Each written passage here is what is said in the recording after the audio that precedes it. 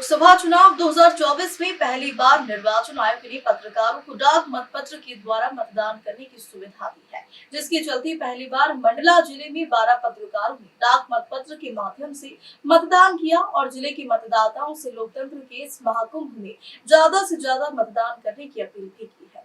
भारत निर्वाचन आयोग द्वारा पहली बार डाक मतपत्र के माध्यम से वोट डालने के लिए पत्रकारों को भी शामिल किया। आयोग द्वारा मतदान दिवस की कवरेज में शामिल प्राधिकृत पत्रकारों के कार्यों को अत्यावश्यकता सेवा श्रेणी में स्थान देकर यह सुविधा प्रदान की है। बता दें कि यह सुविधा केवल उन्हीं पत्रकारों को मिली है जिन्हें निर्वाचन कार्य की कवरेज के लिए भारत निर्वाचन आयोग द्वारा प्राधिकार पत्र जारी किया हो। इसी तारतम्य में जिला मुख्यालय मंडला स्थित शासकीय उत्कृष्ट उच्चतर माध्यमिक विद्यालय क्रमांक 2 मंडला में लगभग 12 पत्रकारों ने डाक मतपत्र के माध्यम से मतदान किया है और साथ ही पत्रकारों ने अपने अपने अनुभव भी साझा किए। मंडला से सलीम खान की रिपोर्ट। तो आज पोस्टल बैलेट का फैसिलिटेशन सेंटर और जो असेंशियल सर्विसेज के वोटर्स हैं, जिसमें कि स्वास्थ्य विभाग के कर्मचारी, ऊर्जा विभाग के कर्मचारी और जो हमारे मीडिया के लोग हैं, पीआरओ के लोग हैं, उनका सबका आज वोटिंग क्रमांक 2 स्कूल में हुआ था। इन सबको मिलाकर हमारे पास कुल 285 वोटर हैं, जिनमें से आज 84 लोगों ने पोस्टल बैलेट के माध्यम से अपना वोट दिया है। फेज 1 के जितने संसदीय क्षेत्र के जिले हैं उनके लिए भी पोस्टल बैलेट की सुविधा है और साथ में जैसे मैंने बताया जो एसेंशियल सर्विसेज के वोटर्स हैं उनके लिए भी पोस्टल बैलेट की सुविधा है। ये हमारा जो फैसिलिटेशन सेंटर है ये 17 तारीख तक चलता रहेगा। तो जो भी व्यक्ति जिनको उनके जिले ने पोस्टल बैलेट जारी किया है, जो कर्मचारी हैं, वो यहाँ पे सुबह 10 बजे से 3 बजे तक आकर अपना वोट डाल सकते हैं। मैडम, दूसरी लोकसभा क्षेत्र के कितने वोटर हैं?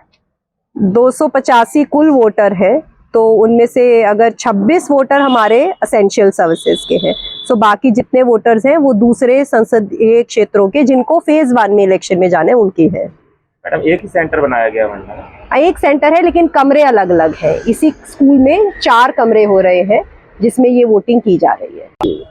आज हमने डाक मतपत्र के द्वारा वोटिंग की है। हमारे यहाँ जिले में वोटिंग 19 तारीख को है, मगर भारत निर्वाचन आयोग का हम धन्यवाद करते हैं जिन्होंने ये सुविधा हमको प्रदान करी, क्योंकि वोटिंग के दिन पत्रकार इतना बिजी रहता है कि वो अपने वोटिंग का समय पर नहीं आ सकता और समय पर नहीं वोट डाल सकता। इसका उपयोग हमने आज यहाँ पर डाक मतपत्र के द्वारा किया है। भारत निर्वाचन आयोग का हम बहुत बहुत धन्यवाद प्रेषित करते हैं। भारत निर्वाचन आयोग ने पत्रकार और मीडिया को अति आवश्यक सेवाओं में माना है और उन्हें पोस्टल बैलेट करने का अधिकार दिया है। इसका उपयोग करते हुए आज हम पत्रकार साथियों के साथ पोस्टल बैलेट से हमने लोकसभा चुनाव का मतदान किया है और लोकतंत्र में चुनाव का बड़ा महत्व है, वोट का बड़ा महत्व है। इसके साथ ही मैं सभी से आग्रह करूंगा कि वोटिंग के दिन लोग बड़ी मात्रा में निकलें और राष्ट्रहित में मतदान करें। भारत निर्वाचन आयोग द्वारा जो आज हम पत्रकारों के लिए वोटिंग की व्यवस्था की गई थी अलग से, उसके लिए हम भारत निर्वाचन आयोग को धन्यवाद प्रेषित करते हैं। एक्चुअली होता क्या है कि जब वोटिंग का दिन होता है उस दिन हम पत्रकार काफ़ी व्यस्त रहते हैं और व्यस्तता के कारण या तो हम वोट देने में असमर्थ हो जाते हैं या फिर वोट देने के कारण हमारी पत्रकारिता पीछे रह जाती है। तो इस बार ऐसा कुछ हुआ कि हमने पहले से ही अपना वोट दे दिया है और हम अब काफ़ी फ्री महसूस कर रहे हैं। जो 19 तारीख को मंडला लोकसभा में जो वोटिंग होना है उसके लिए हम अपनी पत्रकारिता को तत्परता से कर पाएंगे। इसके लिए भारत निर्वाचन आयोग का बहुत बहुत शुक्रिया। भारत निर्वाचन आयोग के द्वारा जो एक नई पहल की गई है कि पत्रकारों को भी सरकारी कर्मचारियों के जैसे ही डाक मतपत्र के माध्यम से मत देने का जो अधिकार मिला है, कहीं ना कहीं हम लोग एक असुविधा से बच गए हैं। एक बेहतर व्यवस्था है और पहली बार ये व्यवस्था बनाई गई है, तो कहीं ना कहीं एक सराहनीय पहल है। भारत निर्वाचन आयोग के द्वारा जो हम पत्रकारों को डाक मतपत्र के माध्यम से वोटिंग करने की सुविधा प्रदान की गई है, उसके लिए मैं निर्वाचन आयोग को बहुत बहुत धन्यवाद देती हूँ।